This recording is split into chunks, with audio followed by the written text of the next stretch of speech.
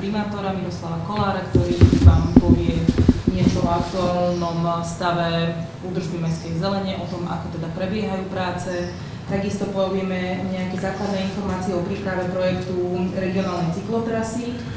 Aktuálne informácie zo zastupiteľstva, pripravujeme nájomnú zmluvu o lavárni a wellness centre. Takisto sa budeme venovať téme výročnej správy vodárenských a technických služieb a pán primátor predniesie aj ďalšie informácie o aktuálnom stave v meste. Poďme k tej údržbe mestskej zelene. Viem, že to je problém, pretože všetci sú nespokojní, lebo je jar, veľa trávy rastie a kosíme o 106, ale stále málo podľa ľudí. Čiže ja len to zrekapitulujem ešte raz, ja už som to hovoril opakovane. My sme po tých minuloročných skúsenostiach založili novú mestskú spoločnosť, tých peňazí ušetrených minuloročných vlastne sa nakúpila a nakupuje technika. Len pre uvedomenie opakujem, tá spoločnosť bola zapísaná do obchodného registra 18. februára, v podstate za 45 dní bola schopná výjsť kosiť na vlastných kosačkách, čo pri tom stave verejného obstarávania, aký na Slovensku je, považujem za malý zázrak. Samozrejme, že začalo sa kosiť na časti techniky, s časťou ľudí, takže v priebehu. Ale na druhej strane začalo sa kosiť o 2-3 týždne skôr ako po minulé roky.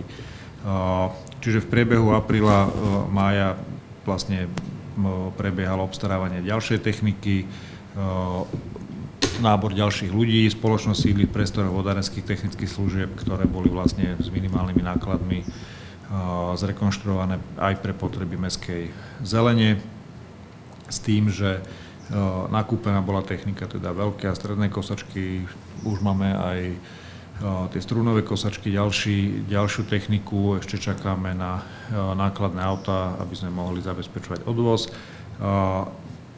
Bola na začiatku apríla otázka, že ideme kosiť, aj keď budeme kosiť nedokonalo, lebo máme len veľké kosačky, nemáme strúnové, čiže nevieme dokášať okolo plotov, stromov a podobne. A vedeli sme, že ľudia budú nespokojní, alebo radšej nejdeme kosiť vôbec, aby to takto nevyzeralo, tak som povedal, už keď tie kosačky máme ľudí, tak jednoducho kosiť ideme. Vedeli sme, že aké budú reakcie, ale zase na druhej strane, už keď ich máme, tak tam nebudú sedieť ďalšie 3 týždne vo firme, s tým, že vlastne od tej druhej kosby, čo v podstate beží aj teraz, máme väčší počet techniky, väčší počet personálu, aj keď s tým personálom je to komplikované, hej, že už zase traja odišli, ďalší sa budú akoby naberať, pretože tí pracovníci na tých kosačkách, ako to zase, viete, že nie je to ľahká práca, sú teraz 10 hodín denne v teréne, vrátane sobot, je to fyzicky náročné, celý deň počúvajú od ľudí, jak im nadávajú, čiže ja im to nezávidím a klobúk dole pred nimi, čo robia. Budú aj meniť systém práce, teraz otvorene hovorím, že na jednej strane spravili systém, ktorý je pri tej technike a pri tých ľudí najefektívnejší k tomu, čo sme mali. Na druhej strane akoby najmenej viditeľný z hľadiska ľudí. Čiže teraz jednoducho museli zvoliť systém, že tie partie rozdelili, aby ich ľudia vnímali, že sa kosí vo viacerých častiach mesta, aj keď z hľadiska organizácie práce to nie je zrovna najefektívnejší model. Hej. Čiže dneska kosia už komplet aj s kosačkami, aj so strunovými. Je pravda, že tá prvá kosba je taká, aká je asi každý rok. Budeme do budúceho roka zvážovať, či si na tú prvú kosbu nepriobjednáme externé kapacity, pretože držať zase kvôli jarnej kosbe dvojnásobné kapacity je neefektívne, lebo tak tie kapacity potrebujete akurát na tú prvú, druhú kosbu, keď tá tráva najviac rastie, takže budeme rozmýšľať pre ten budúci rok, akým spôsobom to urobiť tak, aby sme stihli ten v prvom kolečku za 2 týždne pokosiť celé mesto, lebo inak je to nastavené, takže za mesiac vlastne prejdú celým mestom, čo znamená, že polovica mesta bude stále nespokojná, lebo tam to už vyrastie, na druhom konci kosia.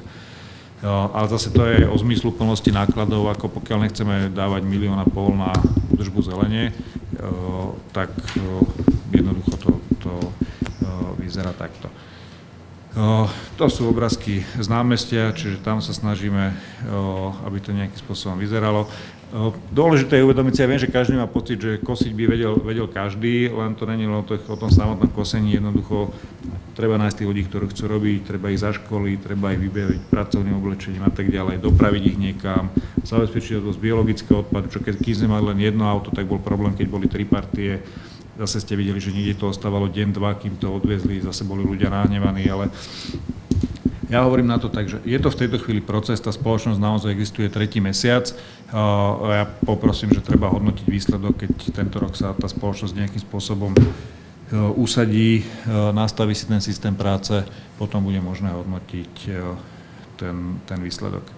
A okrem kosenia samozrejme, a na to teraz nie je veľa času, sa spoločnosť venuje výsadbám, orezom kríkov a stromov, výrubom, odbrojeniu záhonov, čisteniu verejných priestranstiev, údržbu drobnej mestskej infraštruktúry. To sú tie detské ihriská, že majú úlohu do konca mája vlastne poopravovať tie menšie akoby závady na tých detských ihriskách s tým, že tak či tak musíme všetky začať riešiť, keďže z tých 19 je len jedno také, ktoré spĺňa normy. Takže budeme ich postupne opravovať.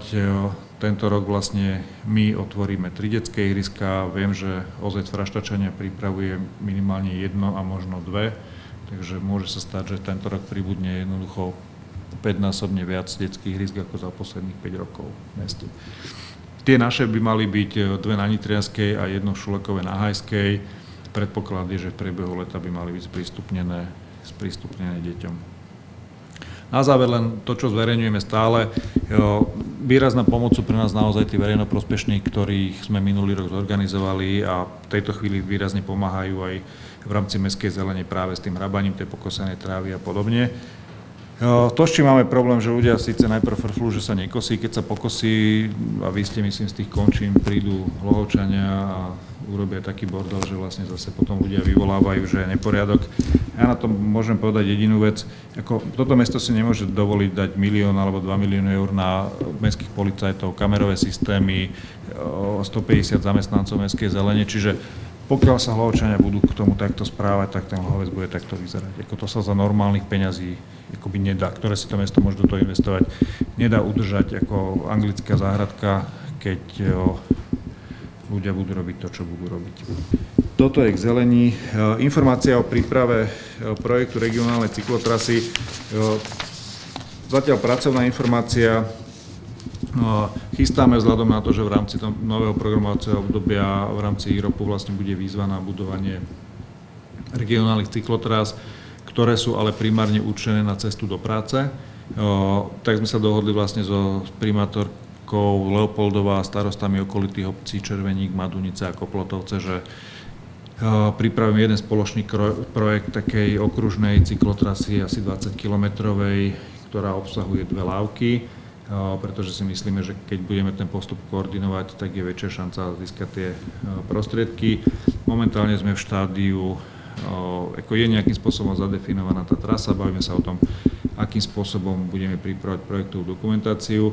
Keďže v tejto chvíli ešte nie je jasné, ako bude postavená výzva, tak zatiaľ nejdeme do zakladania združenia, ale pripravili sme návrh memoranda o spolupráci, o spoločnom postupe pri rozvoji cyklodopravy.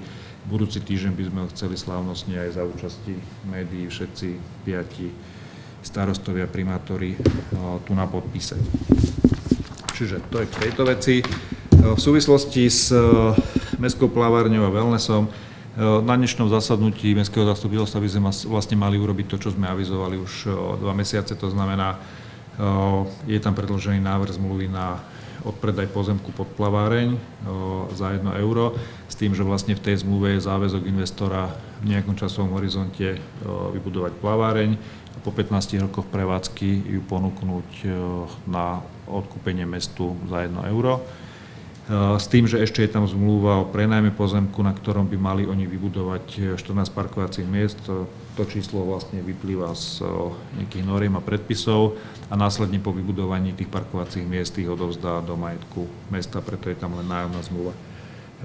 Ja verím, že toto sa udeje a investor splní v krátkom čase to, o čom sme sa bavili, teda, že naplní ten zámer vybudovať túto plaváreň. Ak sa to podarí, tak my budeme uvažovať o mestskej investícii do revitalizácie otvoreného kúpaliska, aby celý ten areál nejakým spôsobom vyzeral a slúžil Hlohovčanom. K výročnej správe vodárenských a technických služieb. Veľmi stručne tá základná informácia, samozrejme, ktorá každému udrie do očí, je výsledok hospodárenia, k ktorému sa dostanem. Len také základné informácie a Zuzana vám potom môže poslať tú prezentáciu, ktorá môže byť cenná, pretože sú tam faktografické údaje o tom, aký počet ľudí je zasobovaný z verejného vodovodu, odkanalizovaných. My dneska vlastne prevádzkujeme takmer 60 km hlavných vodovodných radov a 3800 prípojov v celkovej dĺžke 26 km, čiže v podstate tu máme nejakých 85 km vodovodných potrubí. To, že sú to staré potrubia, ktoré sú na hranici životnosti, to vieme. V roku 2015 sme vymenili 356 kusov vodomerov s tým, že vieme, že potrebovali sme vymeniť asi 600 ďalších, ktoré vlastne sú už po tej dobe, na ktorú sú odsiachované. To je jedna z vecí, ktorú vám potom ukážem v rámci tých revitalizačných opatrení, lebo si myslím, že aj tadiaľ môžu byť nejaké úniky vody. Tuto máme celkový počet porúch za posledných 5 rokov, alebo 4, lebo pred rokom 2012 v podstate nebola použiteľná evidencia. Napriek tomu, že v 2015 došlo k zvýšeniu strát vody z 31 na 40 %, čo je v podstate niekde na dvojnásobku priemeru akceptovateľných strát pri prevádzke vodovodnej siete, tak ten počet porúch nebol nejako zásadne odlišný od minulých rokov, takže my teraz ideme robiť opatrenia, aby sme zistili, čo robí ten únik. To znamená, chceme urobiť odpočet externou firmou a chceme riešiť tú výmenu vodomerov. Ku kanalizácii tej máme 67 km a prípojok 16, čiže vlastne sme niekde na cifre 83 km. Napojených obyvateľov je 20 916, to znamená nejakých 600 obyvateľov v Lohovci nie je napojených na verejnú kanalizáciu. Z hľadiska počtu porúch bolo na kanalizácii 146, z toho 89 väčšieho rozsahu. V porovnaní s rokom 2014 tam je nárast asi o 15%. Toto už trošku preskočím, pretože vlastne tie technické služby sme už z tých vodárenskej a technických služieb akoby dostali z tej spoločnosti. Takže toto už je len prehľad minulého roku, čo vlastne robili a za koľko peňazí. Teraz vlastne to prešlo na mesto, to znamená zeleň a tie drobné veci išli do mestskej zelene a údržbu komunikácií a čistenie vlastne už uťažilo priamo mesto. Možno len pre porovnanie, keď sme spočítali vlastne, že ako máme v tejto chvíli nastavenú zmluvu s mestskou zeleňou a ako sme vysúťažili údržbu komunikácií a opravy, tak na ročnej báze oproti tej zrušenej súťaži z minulého roka, tej veľkej, čo bolo niekde na úrovni 1 100 000 na rok, tak šetríme nejakých 200-300 000. Takže ukazuje sa, že to, že sme tú veľkú súťaž zrušili, bol správny krok. Poďme asi k tej ekonomike, to bude zaujímavejšie. Ten hospodársky výsledok bola strata 297 000, čo je samozrejme nie je dobrý výsledok. Preto vlastne predkladáme poslancom aj plán revitalizácie spoločnosti. Ukázalo sa, že na tom výsledku teda jednak sa samozrejme najväčší problém tej spoločnosti je, že vlastne nie sú tam dostatočné príjmy a hneď vám ukážem, že čím to je spôsobené. Ešte k záväzkom. Celkové záväzky spoločnosti boli 789 000, pohľadávky niekde na úrovni 350 000, čiže ten celkový dlh je vo výške 435 000, ale ten je v podstate výlučne voči mestskej čovke, čo samozrejme nie je pozitívne. Na druhej strane tá čovka má dosť peňazí, takže nemá tam problém, že tým, že jej VATS dlží takéto peniaze, by nebola schopná fungovať. Takže poďme teraz k tomu plánu na tú revitalizáciu. Skúsim vám to zväčšiť, nech to je trochu viditeľné. Toto je vlastne vývoj hospodárenia spoločnosti za posledných 5 rokov a vidíte, že od 2012 vlastne tam nastal prepad. Predtým tá spoločnosť generovala zisk. Od toho 2012 sa postupne prepadala. To, že tá spoločnosť bola zaťažená technickými službami je jedna vec, ale v podstate všetky vodárenské a kanalizačné spoločnosti sú za normálne okolnosti ziskové spoločnosti. Ten hlavný dôvod, pre ktorý sa to hospodárenie prepadlo, je v tom spodnom stĺpci, ten zelený stĺpec. Od roku 2012 sa prepadla cena stočného asi o 20%. A je to jednoducho v dôsledku toho, že tá spoločnosť neinvestovala do tej infraštruktúry a tým pádom vlastne nemala čo napočítať do toho vzorca, cez ktorý URSO vyratáva a schvaľuje cenu stočného. To znamená, že vlastne tam, keď sa pozrite aj ten vývoj tržieb, tak tam vlastne náročnej báze vypadlo 150 až 200 tisíc eur, ktoré postupne vlastne tú spoločnosť dostali do straty. Ďalší z takých akoby, že zásadných dôvodov, pre ktorý, k tomuto sa vrátim, len vám chcem ukázať, že prečo vlastne nastal ten prepad. Od roku 2002 by malo mesto zo zákona platiť za dažďové vody zo svojich pozemkov, to znamená zo všetkých tých mestských komunikácií, chodníkov a tak ďalej, ktoré v reále vlastne odtečú do tej kanalizácie a VATS to musí zaplatiť čovke. Hej? Lebo jednoducho na čovku príde nejaký objem vod a táto vyfaktúruje VATS, akurát, že tak, keby ste vy neplatili VATS stočné. No a tým, že mesto toto od roku 2002 alebo 2003 vlastne nerobilo, v 2002 bol prijatý zákon, tak VATS prišla o 1 800 000 eur. Hej. Čo nemal by som s tým problém, keby to mesto tie peniaze, dobre, tak nezaplatím ich VATS, investujem ich do tých vodovodných potrubí. Ono to bolo tak, že mesto to nezaplatilo VATS, ale ani to neinvestovalo do tých potrubí a tie peniaze odišli niekam inam. Hej. Čiže teraz vlastne, preto aj dnes na zastupiteľstve vlastne je návrh zmluvy medzi mestom a VATS, že mesto začne platiť za tieto vody. Hej. Čo je niekde na úrovni 140 000 ročne. Ono to vždy kolíše podľa reálnych zrážok. To sa naozaj počíta podľa reálnych zrážok, podľa hydrometeorologického ústavu a potom za ten objem vod. Lebo aby sme sa ešte raz rozumeli, tie vody jednoducho do tej čovky dotečú a tá čovka to tej VATS vyfaktúri a VATS to musí zaplatiť. Akurát, že jej za to nikto nezaplatil doteraz. No. Čiže to bol celý špás. No. To, čo je pre mňa dôležité v tejto chvíli, že z hľadiska toho akoby, že finančného zdravia tohto roku, tu je prehľad finančných tokov za rok 2016. Za január až apríl to už sú reálne čísla, čiže ten celkový výsledok, to nie je výsledok hospodárenia, ale výsledok financií, tak ako príjem, výdaj.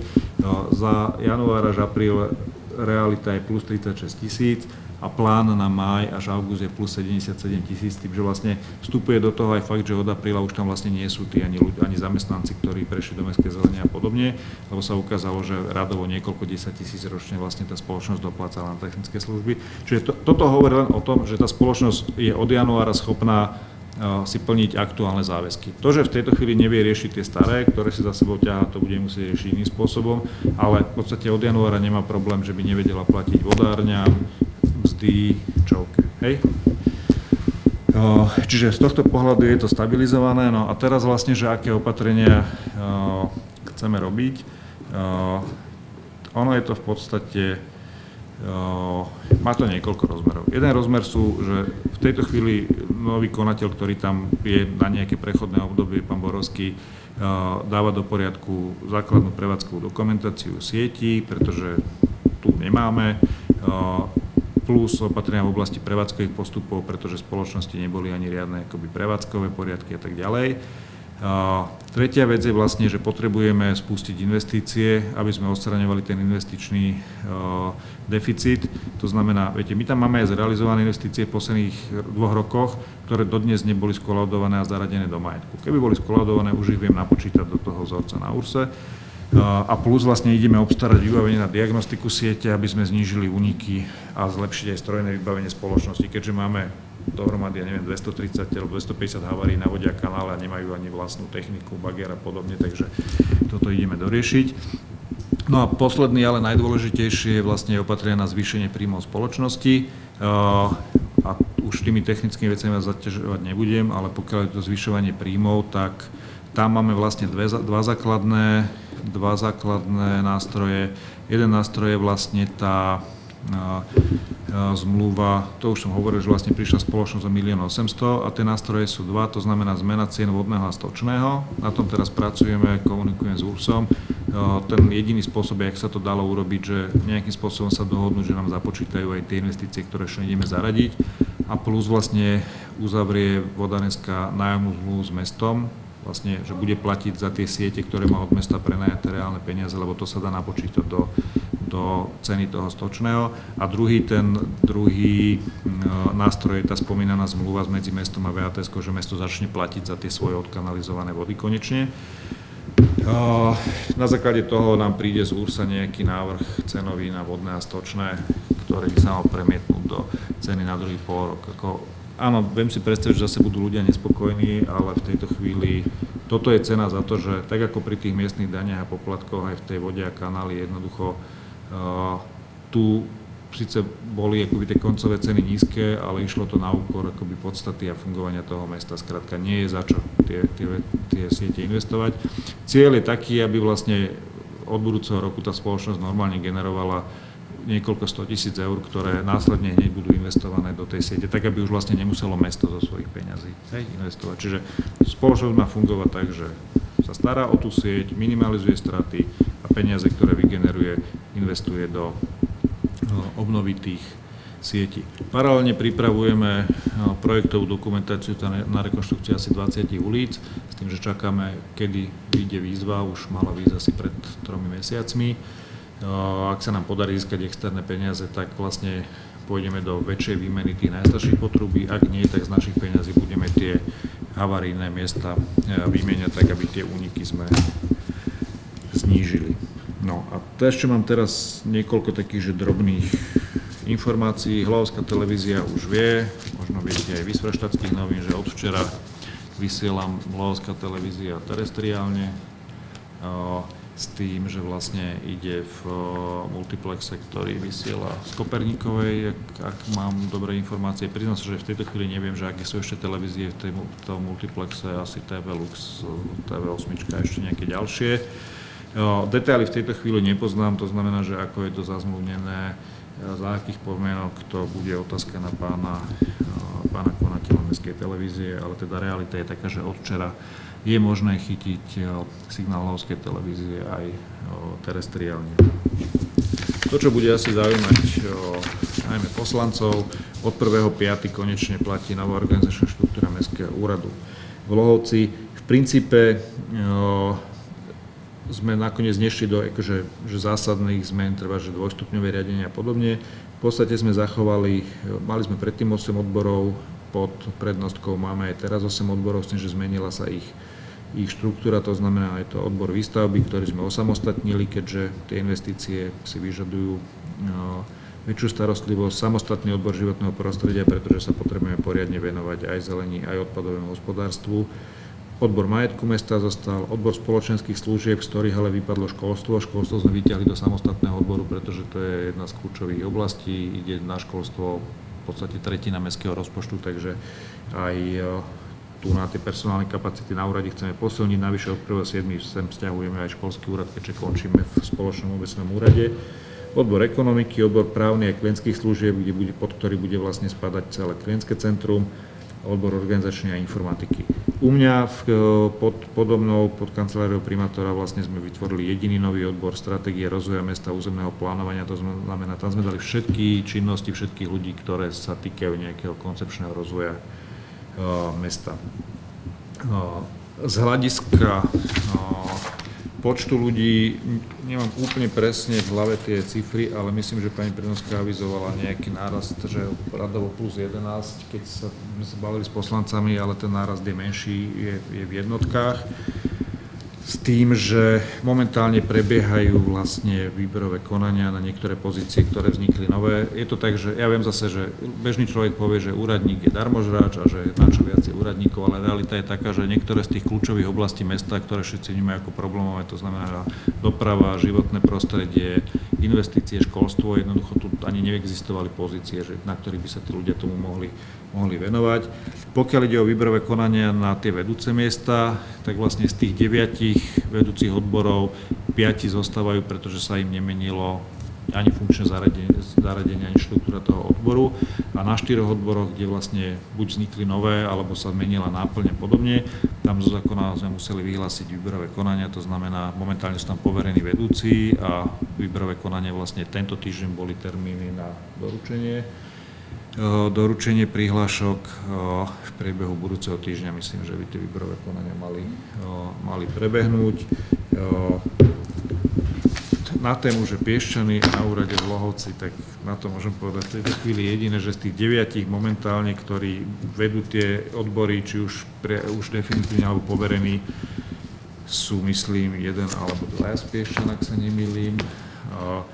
Na to ja mám vždy otázku, že keď sa mi do výberového konania prihlási 5 ľudí, ani jeden nie je z Lohovca, tak mám ich všetkých poslať domov, alebo akoby, že čo mám s tým urobiť. Čiže my v tejto chvíli naozaj sa nepozeráme na to, kto odkiaľ je, ale akú akoby pridanú hodnotu vie tomu úradu priniesť, pretože keby som sa na to musel pozerať, tak zrazu som zistil, že na úrade už historicky pracovalo niekoľko ľudí z Piešťan, tak teraz neviem, že či sa majú začať báť o miesto, alebo čo mám s nimi robiť. No. To bol samozrejme vtip, čiže ide o to, že naozaj my v tejto chvíli pozeráme na to, akú kvalifikáciu ten človek prinesie. Samozrejme, že stále hovorí to, čo som hovoril, pokiaľ mi prídu do výberka 2 ľudia, ktorí sú rovnocenní a jeden je z Lohovca a druhý nie, tak ako dávame prednosť tým Lohovčanom, pretože nech ich je čo najviac, ale pokiaľ jednoducho tam nie sú Lohovčania, alebo je tam niekto lepší a nie je z Lohovca, tak si musíme vyberať tých najlepších, s tým nič nenarobíme. Máme vyhlásené výberové konanie na riaditeľku základnej školy Koperníkova, keďže pani riaditeľke tam v lete končí funkčné obdobie. Myslím, že termín je tam 21. júna na prihlásenie kandidátov, ak sa nemýlim.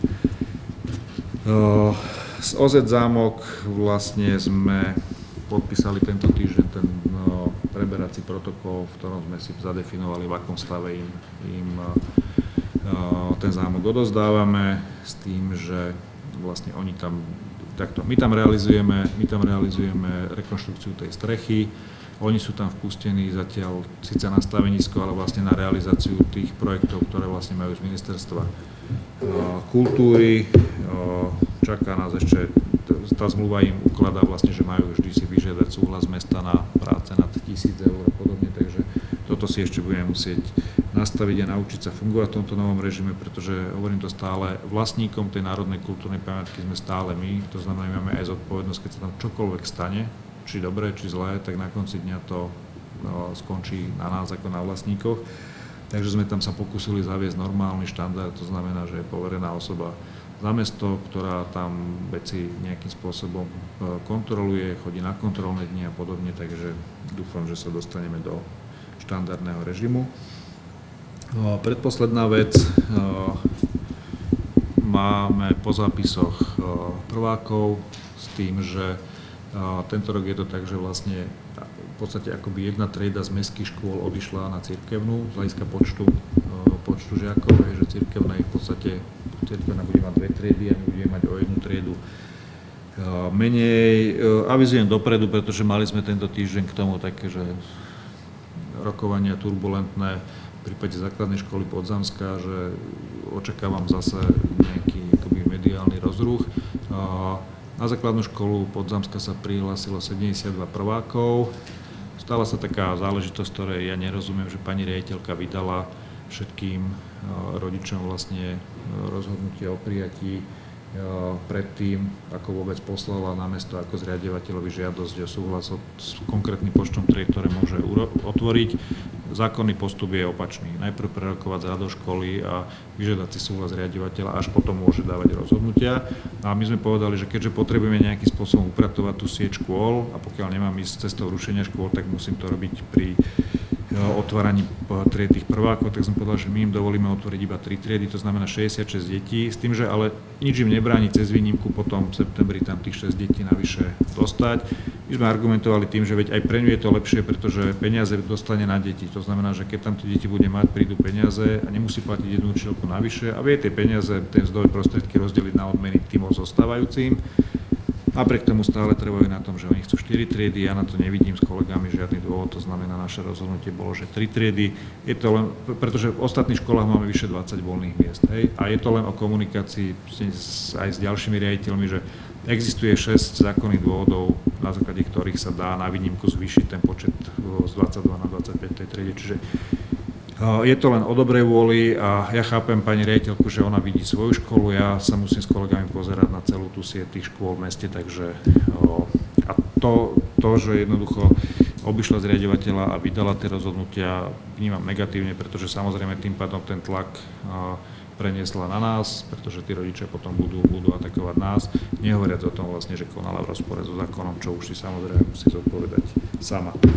A poslednú vec, pripomínam to, hovoril som to aj na tom verejnom odpočte, ponúkal som to poslancom, ponúkal som to občanom, ponúkam to aj médiám, že po dohode vlastne ponúkame možnosť stráviť akoby deň s primátorom pracovný kvôli jedinej veci, aby ľudia začali vnímať, že čo všetko vlastne znamená, napríklad kým príde niekto kosiť, že čo všetko znamená vlastne pracovať tej samospráve a čo je vlastne náplň práce, akým veciam sa venujeme, pretože iným spôsobom sa to asi ľuďom vysvetliť nedá. Hej, čiže ak budete mať chuť, čas, je to len otázka dohody. Ja mám jedinú podmienku, že, a to hovorím aj občanom, aj poslancom, že musia so mnou stráviť celý deň odtedy, keď prídem do práce, akým odídem, nie že mi o druhej odídu domov.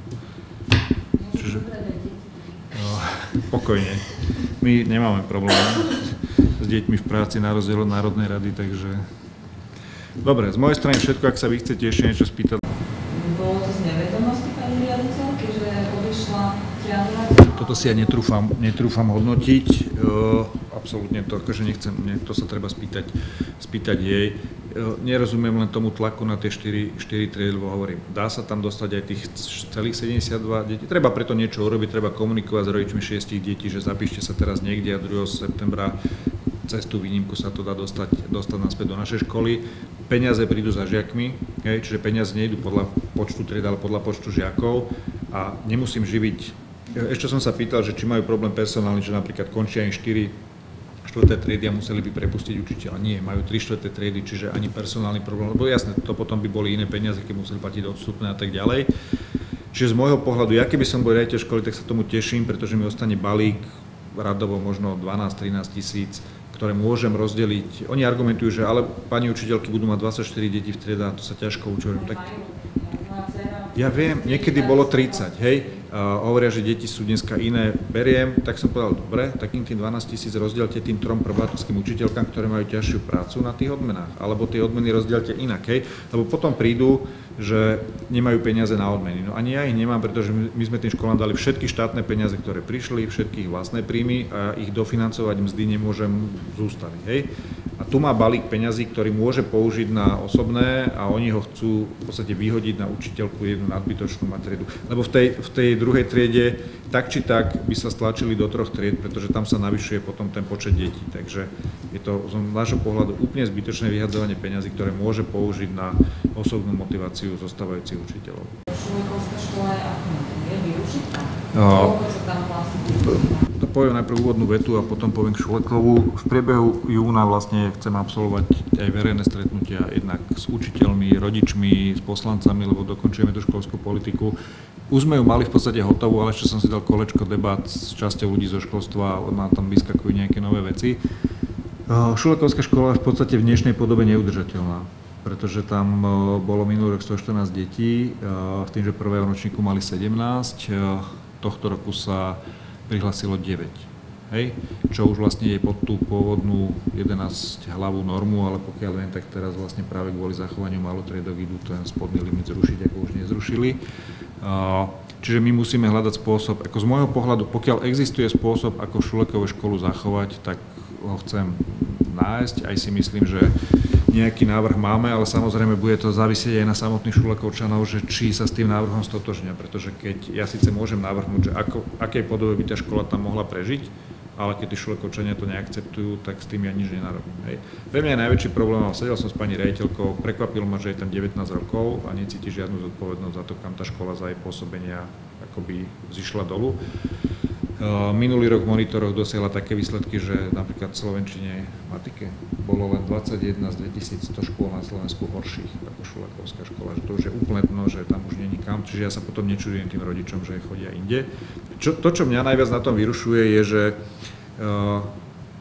tipnite si, že z 19 detí, ktoré končili v Šulekovskej škôlke a išli do školy, že tipnite si, koľko z tých 19 detí išlo do prvého ročníka teraz na základnej škole v Šulekovu. 1. Hej? A 8 je nezaškolených.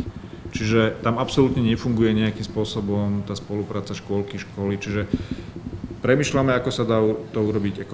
Myslíme si, že vieme ako, ale zase bude to stáť a padať samozrejme na tom, ako sa k tomu postaví Šľokovčania, pretože ja zase akože úplne proti, aj keď si budem myslieť, že si vyberú horšiu variantu, tak to jednoducho nám nezostáva nič než rešpektovať. To nie je kultúra. Je to v takom štádiu, že v pondelok sme mali poradu s pánom Klebarom, kde som ho požiadal, aby mi do konca týždňa vlastne poslal na 1 A4. Mal by to mať už pán Drgoň pokope tie investičné potreby. Podľa predbežných informácií je to tak, že len na to, aby sme ho mohli otvoriť, by sme potrebovali investovať asi 400 000 eur. S tým, že to keď tam človek príde, tak tam neuvidí ani cent, lebo tých 400 000 eur bude vnútri, v črevách, v elektroinštalácii a tak ďalej. Čiže my paralelne robíme na kultúrnej politike, robíme vlastne audit tej kultúrnej infraštruktúry, robíme štúdiu vlastne využitia kina a prebudovania na taký, že multifunkčný priestor, že kino, knižnica, nejaká kaviareň a podobne. Toto všetko dám na stôl poslancom a poviem, toto sú možnosti, do tej kultúrnej infraštruktúry môžeme dať nejaký balík, lebo to je aj zámok, to je aj Empirové divadlo, do ktorého musíme ďalej investovať. Teraz sa bavíme s riaditeľom Vlastivedného múzea o tom objekte Jazdiarne, vlastne, že to je taký objekt, že ktorý pri nejakej investícii mohol pokojne slúžiť Vlastivednému múzeu a zároveň, keďže to už je dvojpodlažné dneska, že možno aj ako kultúrna sála a tak ďalej. A bude treba urobiť ako normálne, že jedno vážne rozhodnutie, že do čoho, lebo ten balík, ktorý môžeme do kultúrnych budov investovať, je limitovaný. A treba si povedať, že tam alebo tam. Hej, a potrebujeme toto. Hej, čiže už spravili takú analýzu vlastne, že koľko akých objektov vôbec potrebujeme na tú kultúru a potom si treba povedať, že čo je efektívne. Hej. Čiže znamená to, že ak sa napríklad bude investovať do multifunkčného priestoru kina, tak kultúra... Nechcem dopredu hovoriť ako zase. My na to môžeme mať nejaký názor, môžeme dať nejaké odporúčanie na konci dňa, ale budú musieť o tom rozhodnúť poslanci. Čiže ja sa ich samozrejme budem snažiť potom presvedčiť o tom najlogickejšom riešení, ale nechcem ešte ani dopredu hovoriť, pretože nemáme všetky tie potrebné informácie. To bude tiež na jedno? Nie, a zároveň sa dostávame aj k miliónovým sumám.